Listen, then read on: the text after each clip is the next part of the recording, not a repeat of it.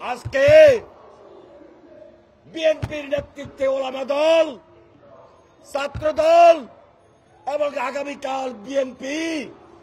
এই প্রতিবাদের কর্মসূচি গ্রহণ করেছে। আমরা এই প্রতিবাদ থেকে স্পষ্ট জানিয়ে দিতে চাই, জাতিসংঘ, বিশ্ব বিবেক, মুসলিম উম্মাহ, পশ্চিমা পরাশক্তি এবং গণতান্ত্রিক দেশসমূহ সবাই মিলে এক বাক্যে একযোগে প্রতিবাদকে আরো কড়া করতে হবে এবং ইসরায়েলকে নিষিদ্ধ ঘোষণা করতে হবে।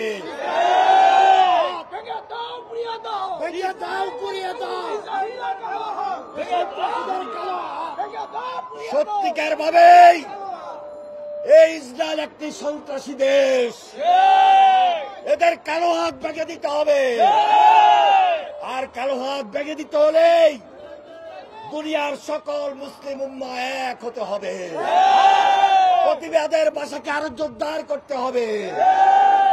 আমাদের স্পষ্ট বক্তব্য, আমরা বিএনপি, আমরা বাংলাদেশ জাতীয়তাবাদী দল তারেক রহমানের নেতৃত্বে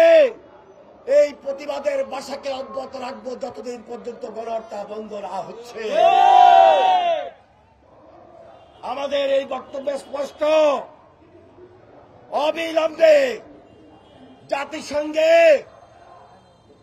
বিল এনে আলোচনা করে ইসরায়েলের এই দমন, এই বর্বরচিত হামলা, এই গণহত্যা এগুলা বন্ধ করার জন্য কঠিন উদ্যোগ গ্রহণ করতে হবে। আগামীকাল বিকাল ৩টায় বিএনপি কার্যালয়ের সামনে থেকে এই ঢাকা শহর, সারা বাংলাদেশের মুসলমান বিএনপি নেতৃত্বাধীন সকল নেতা কর্মী সবাই সেখানে অংশগ্রহণ করে তারেক রহমানের হাতকে শক্তিশালী করার মধ্য দিয়ে তারেক রহমানের নেতৃত্বে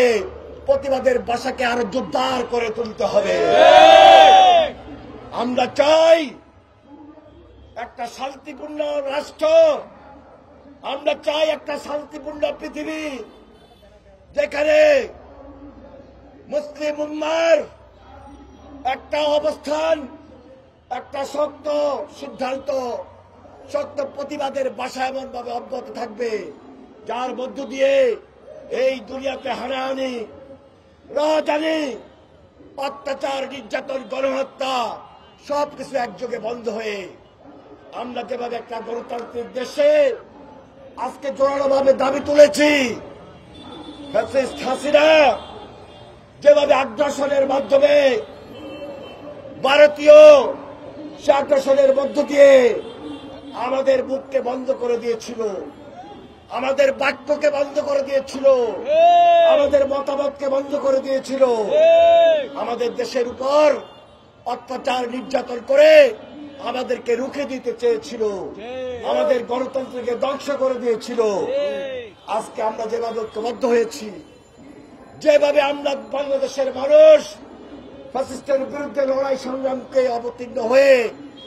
বাংলাদেশের গণতান্ত্রিক ধারাকে অব্যাহত রেখেছি, এইভাবে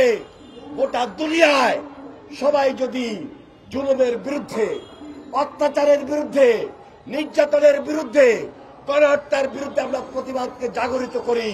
আমার বিশ্বাস এই পৃথিবীতে মুসলমান যে একটা শক্তি, এই শক্তি প্রমাণ করে দিবে কোন অন্যায়ের কাছে আমরা কোনদিন মাথা নত করি নাই, ভবিষ্যতে মাথা নত করব না।